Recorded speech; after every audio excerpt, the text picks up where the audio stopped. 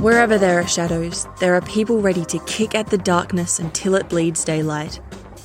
This is Bleeding Daylight with your host, Rodney Olson. Hello and welcome. You can head to bleedingdaylight.net to hear from a lot of people who are kicking against the darkness, as well as finding links to Facebook, Instagram and Twitter. Our children may learn a lot at school, but where will they learn the life lessons that schools don't teach? And who's going to teach them?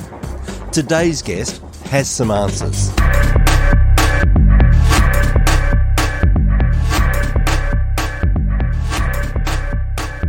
Luke Grimm is a husband and the father of 8 kids. He spent time in the US Army. He coaches youth soccer, serves as a counsellor at a church camp for kids, and leads a men's group and small group through his church. Together with his friend Brian, he decided that there was a real gap in teaching young people the kinds of things that schools just don't. He's my guest on Bleeding Daylight today. Luke, thank you so much for your time. Hey, Rodney, thanks for having me. And I want you to know I am on cup of coffee number 2, so I'm ready to go. Excellent.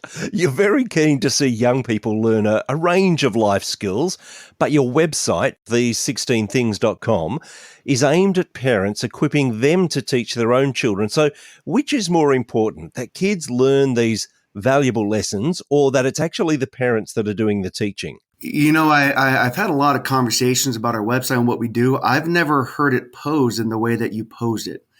I think they have to go together. So, for example, while we want kids to learn these things, I happen to believe, and Brian Perry, he's the one that started this, he's just not here today. We believe that parents do know what's best for their own children. I believe that. Whether it involves schoolwork, it involves morals, it doesn't necessarily mean the parent is always right, because I know I'm wrong a lot, but we think parents are best suited to teach things in general. It's not TikTok, it's not YouTube, it's not kids at the playground or recess, and it's not public school educators for these things. And I personally teach 12th grade. I don't have a licensure to teach gender ideology or sexual orientation or morals or values. It's not on my licensure. I didn't go to college for that. We do believe that parents are best suited to teach us, but they do have to learn it. So I think they go hand in hand, Rodney. I've certainly heard of parents that do give over the job of teaching their children to schools and to other people. They think, well, they're the ones that have learned how to do this, so let them do that. What are the dangers in us just handing over that responsibility to someone else? There's a lot of danger, and I think a lot of parents that do hand this over, we reflect back on our time in school. So, Rodney, you and I went to school and we turned out okay. So therefore, schools must be okay now. Let's say my parents were really, really strict and they spanked me a lot and it went too far and sometimes I got hit and they verbally berated me and I survived. Well, just because I went through all that doesn't mean it's okay to do today. So just because schools were okay back then doesn't mean they are now. And I think a lot of parents would be surprised to understand that a lot of schools are placing morals and values ahead of mathematics and reading and speaking and sciences. And if they knew that the schools were putting whatever the teachers' values were ahead of these things, I think parents may take notice. And another problem with this is if you have a teacher that has 30 students in the classroom, there is no way that teacher can speak to all 30 kids' values. These 30 kids are going to have different faith backgrounds. Their families are going to have different faith backgrounds. They're going to believe differently on everything. So why should a teacher be teaching anything about, morals that come from a faith or an atheist faith? And as we look through your website and look at the sorts of things that you are teaching parents and helping them to equip their kids, there's a lot of stuff that is not even going to be mentioned in a school, is there? There's a whole range of issues that we need to pass on to our kids to prepare them for life in general, not just a book education, but life education. What are some of those things that you think are important that parents are teaching their kids? Sure. So we'll start with one that kind of should be taught, but is taught incorrectly. And the way I phrase it on the website is biblical financial literacy. So I have a few college degrees because the U.S. Army paid for them. And one of them, I do have a master's in business administration. So having an MBA, I teach economics and I teach government. And in the economics curriculum, the curriculum teaches students about the benefits of credit cards and having a high credit score and getting loans. It's in the curriculum. Kids are taught the goodness of credit cards.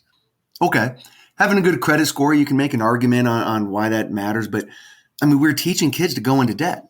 Like, you cannot make this up. It's in the curriculum. And so if we just leave that up to the teachers, well, our kids are going to go to college and pull out $100,000 in student debt just from college, and then another 20 or 30 grand in credit cards. And I mean, they're in over their heads for the next 20 years. So this is an example of how do we teach them now at the house? Instead of waiting for them to make a mistake. Oh, I can't believe you made that mistake. Come sit down and let's have a good teachable moment. Well, teachable moments matter, but I think we can prevent some stuff, Rodney. So in this example, biblical financial literacy, we talk about not having debt, not owing things. The money that comes in is yours to use and to serve with and to give with, and you can establish some wealth with that. And that's just the overall message. Coming from the Bible, money is it causes a lot of people to stumble. I mean, a lot of people in life. Parents that are listening to this, they know what I'm talking about. If they get too much of it and they start to covet money, they start to stumble. If they don't have enough and they think that's what they need, then they have stress and anxiety. And money causes a lot of people to stumble. So we would say, this is an example. Let's sit down with our kids and let's truly talk about how to save, how to earn. Don't just expect to receive from the government, and what to do with the money. There's somebody out there that needs things that we have, and we have the ability to help and serve. So that's just one example, Rodney. Money, good old money, right?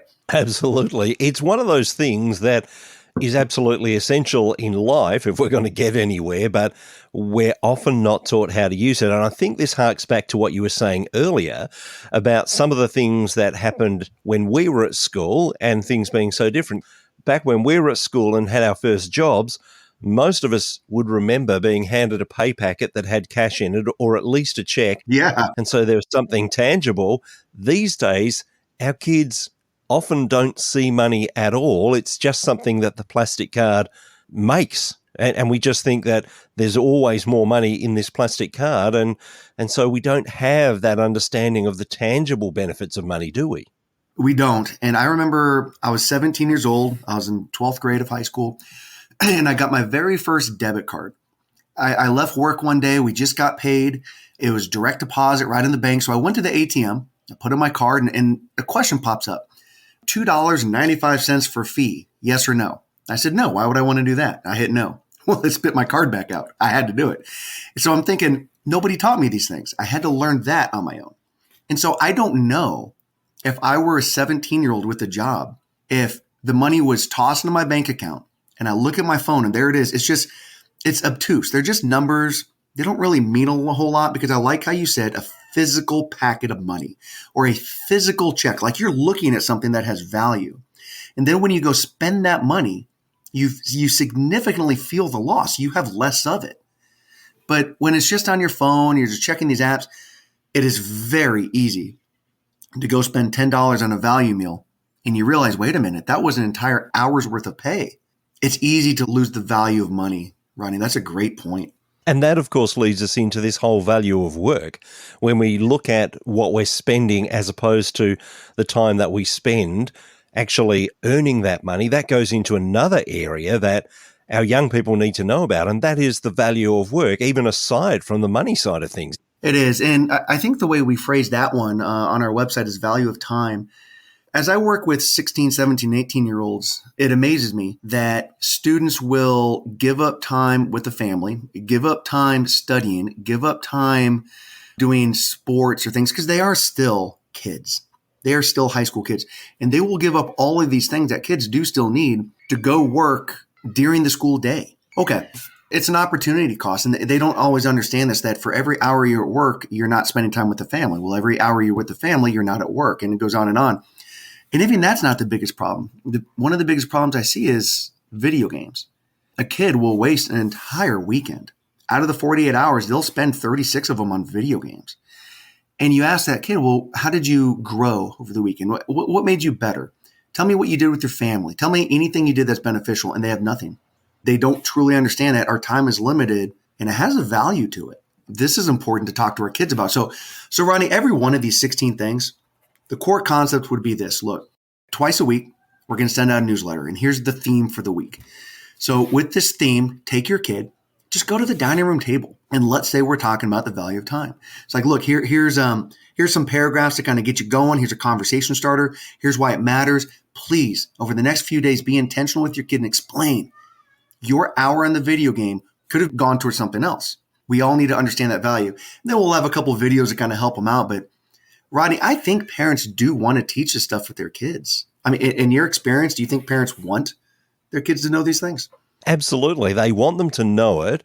So often they're trying to hand over that responsibility because they don't feel equipped to teach these things. And I suppose that's where this website and your connection with parents right across the world really is coming in. It's like, we want you to feel equipped. And so I guess you're hearing from parents who say, I didn't know how to do this, because there's an awkwardness to suddenly sitting your child down and starting to teach them something, isn't there? There is. Last week, so Brian and I will alternate weeks on what we write. So last week I wrote about one of the most uncomfortable and most awkward conversations ever. And that is talking to your teenagers about pornography. I mean, it's a tough conversation. It's a tough conversation for adults if they're very honest and not trying to hide something. So last week, whoever subscribed would get a little newsletter, and here's the conversation. And it's like, look, parents, we're not here to guilt you. We're not here to condemn anybody. But I believe, Rodney, that even a porn star would not want to give their children cell phones and hope that their kids get addicted to pornography. Nobody wants that from their children. Nobody wants that lifestyle.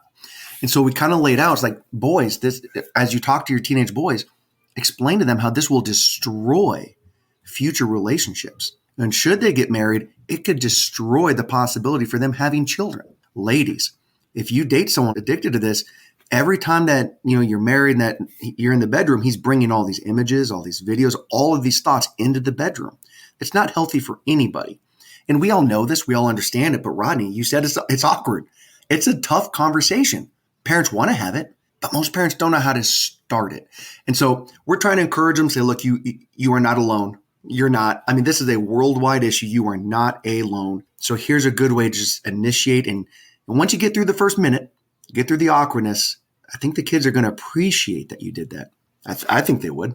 The interesting thing is, and I do agree with you, that most of us should know that pornography is not a good thing, that it's not healthy, and yet we see that it has been somewhat normalized in our society, whereas it used to be a taboo topic.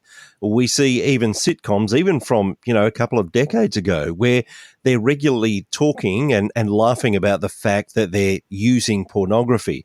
Do you think that that has had a damaging effect on our young people over the last several decades, as they've seen that normalized, as they've seen people talk about this in just such an inconsequential way? I do. This is going to bring a word in that I think everyone understands, and that word is culture. We'll come back to the pornography. We'll circle back. On our website, one of our things is taking a stance for truth and for Christ. So I believe, Rodney, if you and I would have been born in the South of the United States in 1830, we would have been taught that slavery wasn't just acceptable, but that culture would have said slavery was proper. It was right. It was good, right? Based on the time and the year and the location where we're born, we have different cultures to face. And we can clearly look back and say that culture was wrong. If you and I would have been born in certain parts of Europe in 1930s or 1920, as Hitler's coming up, we would have been taught that this culture of a dominant race is proper. It's the right thing to do. And culture's been proven wrong decade after decade after decade after decade. And so now here we are, 2023. We would be foolish to think that our culture, whether it's Australia or the United States, we have it right, because we don't. There is a part of every single culture. We're called not to conform to this world. The normalizing of pornography. This is not a sermon for parents, right? Because if parents think that we're giving them a sermon, they may not sit down and talk to their kids. We're not trying to do that. There's no guilt here. But our kids are being raised with cell phones in their hands. And the thing is, Rodney, we're paying for it. Like, we go to the phone store. We spend a few $100s. We buy the phone. We give it to them. Out of our own free will, we give it to them. And then we continue to pay $100 a month or whatever so that they can have this item in their hand. And then we get confused when they get addicted to these things. And so parents don't want that. And we're just, It's a normalizing that we can fight back on. We can be different. We can separate ourselves from the norm of the culture, Rodney. And I think we kind of need to, because I don't know. Do you think it's going to get any better in the near future? It's really one of those things where unless the tide starts to turn, it is going certainly in the wrong direction. And as you say, that right throughout history, there are different parts of the culture that we look back on and we say that was absolutely wrong. So therefore, we're looking for that anchor. We're looking for that truth that goes across the time. And I think both you and I agree that that comes from Scripture, that comes from the Bible. Yeah. And yet we live in a time where the main thing in society is this whole idea of do whatever suits you. So we hear people saying, well, you do you. In other words, you do what you want. Or talking about, well, that's my truth or that's your truth, as if truth can be owned rather than it being actually the truth. Do you think that this is one of the big blockers for parents trying to bring this message to their children? I do. I think it's a horrible idea to fall into with the truths. If a parent doesn't understand this conversation on truth, this wasn't a big deal when we went to school. It wasn't a conversation point. We understood certain things are absolutely true. And just because you have a different opinion about it, it doesn't change that it is true. We just have different opinions about it. But now we look at someone's opinion as a truth. And what that does is it forces people to silence. Like, oh, that's his truth. Well, I can't infringe on his truth. Well, wait a minute. Now we start getting into pronouns. Rodney, if I told you that my pronoun is she, her, and hers, but you look at me and you say, well, no, this is a man, but I'm forcing you. And this is where we're going in modern day culture. I'm forcing you to use a completely different pronoun that goes with a completely different biological sex. And if you don't use this, because this is my truth, if you don't use that, you are the one that is full of hate. And parents don't want to be called bigots. They don't want to be called anything phobe. And so we have silence and we start to consent. So it's tough for parents. It is very tough for parents. You mentioned I'll use the word cornerstone or foundation coming from Scripture. If our cornerstone and foundation does come from Scripture, we can look to Jesus for a great example on everything. And I believe, Rodney, that Jesus was one of the most direct leaders that I can look to. He didn't go looking for trouble. He didn't intentionally go up to people and say, you're doing right or wrong. People will come up to him and challenge him, or he'd be in situations where there are confrontations happening and he would call right, and he would call wrong. And he would talk about the truth again and again and again. And you know what, Rodney? The people hated him for it. So we should not be surprised when we call the truth true and we can say what is wrong is wrong. We shouldn't be surprised when people also hate us. I don't think we should. One of the other things that you talk about on the website, and you're helping parents to explain to their kids, is this concept of serving, following, and leading. In today's world, tell me how that looks. How are we encouraging our kids to serve, to follow, and to lead in this time? We'll start with leading. While the idea of, I want my kid to be a leader, I want my kid to be in charge, I want my kid to run things, this sounds great, but rarely do we as parents sit down and teach them what that looks like. So our kids will learn that from movies. And movies are not going to give us an accurate reflection of real leadership. So now I go back to my time in the military. So all 20 years in the Army, when I would be in charge of something, I was also underneath someone. Every single unit I was ever in, and there's no exception. In fact, our Army and Navy and Marines and Air Force, there's one person in charge of them. He's called the Joint Chief of Staff. He is still answering to the president. Everybody answers to somebody somewhere. If we teach somebody how to lead, they have to know how to follow. And if we teach someone to follow, they're learning how to lead. And before we get to serving, the core of those, the leading and the following, is a servant's heart. If we can teach our kids to lead and have a servant spirit where we serve the people that we're leading, people will follow us through the fire. People will be loyal to us and we'll be loyal to them. And that makes an amazing work relationship. People want to be around somebody like that. And it teaches humility. It teaches the difference between pride and humility. And with serving, Rodney, I used the illustration about 3 or 4 weeks back when I talked about serving of Jesus cleaning the disciples' feet. I mean, here is the creator of the universe, sends his son down, and his son gets down on a knee in that dirty, dusty room and cleans the muck and the dirt and the grime off of these other people's feet, and then he dries them with his own clothes. And then he says, serve as I have served you. I can't think of a better role model than that. And so if we can teach our kids, we sit them down at the table and say, look, when you learn how to serve and you learn how to care for others, that is success in life. It's not making $1 million a year. It's not going to the right college. Those things are superficial. They come and they go. But a servant's heart will carry. It will change relationships. It will help you with friendships, with an intimate relationship. It will leave a legacy on others. It is relational. This is the way to go. So, Rodney, yeah, we have a whole category dedicated to those three things, and I hope we're making an impact a little at a time. One of the things I love about your website, these16things.com, is that you're not just talking about some of these big concepts, and we've discussed some of those big concepts already, but there are things that are just common sense, things that we just need to know, like real nutritional knowledge and cooking. Why is that thrown in there in amongst all these other really big topics? When I joined the Army, I was given access to the dining facility. 3 meals a day, breakfast, lunch, and dinner was free. All I had to do is show up with a meal card and they'd feed me. And this happened for years and years and years.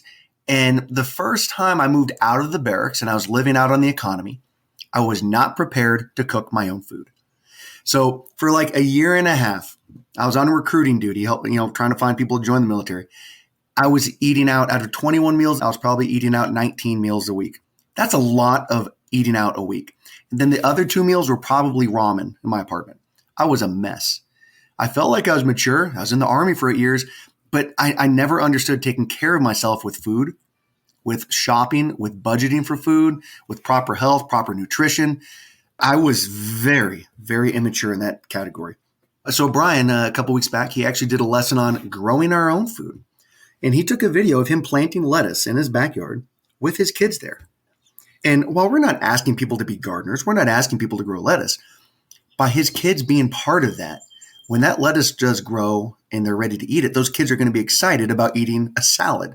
Not because it's a salad, but because they were part of the process. And it helps them be intentional about, wait a minute, this kind of healthy food, we can do this on our own and we can go shop for it. I don't know about you, Rodney, but I'm not a good cook and I never was. I wish I would have gotten this right when I was young. I think it is one of those essential things that we need to know because cheap, easy food is all around us now. It wasn't when some of us were growing up, although fast food does seem to have been around for quite some time now. But it seems a whole lot easier, a whole lot cheaper to just buy stuff that is not good for our bodies. It's not. That's a dangerous situation, isn't it? It is. I read an article just this morning about recruiting for the military. I don't go looking for military news, but it popped up. Our country is in a really bad place when it comes to recruiting. And it mentioned how many millions, I don't think it hit billions, but millions of dollars a year we spend on overweight recruits. They get injured more often at training. They can't make it, so they wash out, and we've lost money. And it just talks about how people are disqualified all across our country because they're now obese. And what's going to change that? I believe this. Accidentally, Rodney, you and I, we can have bad marriages. Accidentally, if we just don't take care of things, they can accidentally be bad marriages. But we cannot accidentally have a good marriage. That takes effort and intentionality. Credit card debt. We could accidentally over the years just rack up thousands of dollars of debt, but we cannot accidentally get out of it. And being overweight is the same. We can accidentally, over years of not really caring or paying attention, we can find ourselves overweight. But we cannot accidentally lose the weight. It takes being intentional. And I would like my kids to have a healthy, fit lifestyle. And so we don't have to fix it, right? I don't want to have to fix a problem. I'd rather we just don't have the problem. And I think most parents would agree. Let's just prevent our kids from being overweight. But it doesn't happen on its own. So that's just another example. Pull that kid to the table and say, look, let's talk about the word obesity. Let's talk about the word fitness. And just conversation will go from there, man. And it seems that in all the things that you're talking about, intentionality is the key. That if we don't actually address some of these issues, then we're going to accidentally end up on the wrong side of it. But if we're intentional about them, it's going to make a difference in every area of our lives. Yes. So let's picture something at its most basic level every parent can understand, and that is teaching our children how to tie shoes. When we teach our kids how to tie shoes, we generally are not intentional. We generally don't say, all right, little man, let's go sit down and let's learn. What we usually do is we're at the front door. We're trying to get the whole family in the car. We're in a rush. We're running late. And there's your kid on the floor crying because of shoelaces. Then you're like, okay, come on, this is how you do it. And you're irritated. And what we're doing is we are reacting. We are reacting to some sort of an event. And when we do teach it, we're irritated. That is like the most basic level of reacting and teaching. Well, with a 16-year-old, if we wait for our kid to come back and say, Dad, I got expelled. Mom, I got suspended. Hey, I just got fired. Hey, I got cut from the team because I kept showing up late. We're reacting to these things and we're irritated. We're mad. We're upset. And while we should teach them a valuable lesson at that point, everyone's already upset. If we're honest with ourselves, there's not a lot of learning happening. They learned because they made a mistake. But if we're intentional and we sit down and say, look, once a week, let's just learn something. I got to say, man, our kids are going to leave the house, go out on their own. I think they're going to be functioning. They're going to be able to stand for truth. They're going to be able to stand for Christ. They're going to get promotions. They're going to get raises. They're going to serve others. And I think they're going to reflect back and remember these conversations. I really, really do. I think they're going to remember it. When we look at all of these things, I can imagine that there are some people listening thinking all we need is another person to come up with their own theories about parenting and try and force them onto others, someone who doesn't really know the real situation. But they can't say that with you because you have 8 kids. So this is something that is real for you, and you're not just working with your own kids, but you're involved with other kids around you at camps and through soccer training and everything like that. How is it working out for you within your family? I'm not asking you to tell tales out of school. How's it working out there? I have a great example. One of our 16 things is called How to Sell an Idea. So we do it all the time. You personally had to sell the idea to me that I could be a good guest. I had to sell to you the idea that I could be a good guest. We sell things all the time. But our kids don't generally learn how to do that. So about a month and a half ago, that was our topic, how to sell an idea. We went through it.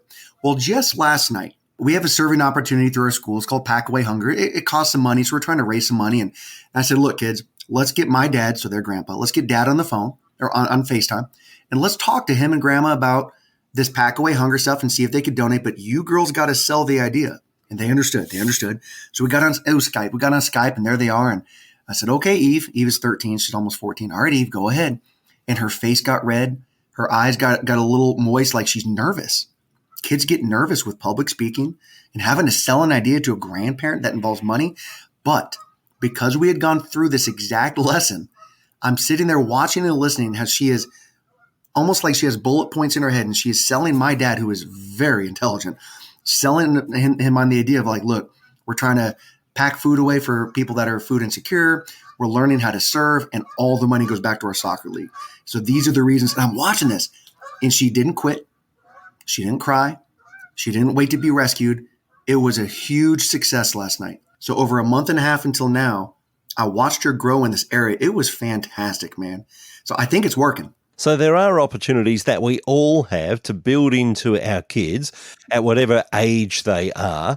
And a lot of that comes together, as we say, on that website, these16things.com. What has been some of the response from people that have started to get these newsletters from you, to watch the videos, to really unload these with their kids? What has been the responses that you've heard? Yeah, great question. On our website, there's an email. They can always respond to us. It's these16things@yahoo.com. And we've had some good ideas from parents. So parents that are listening and they're reading the newsletters. So we also have YouTube videos that will pop out. So we always ask people, go check us out on YouTube. Hit subscribe so you'll see new videos, just words of encouragement. And so we've had email responses. Hey, could you please talk about this thing? Hey, this has been really tough with us at the house. Can you hit on this? Hey, if you did this thing, my family would really benefit from that. And that reminds me that people are listening, people are reading, and they want more.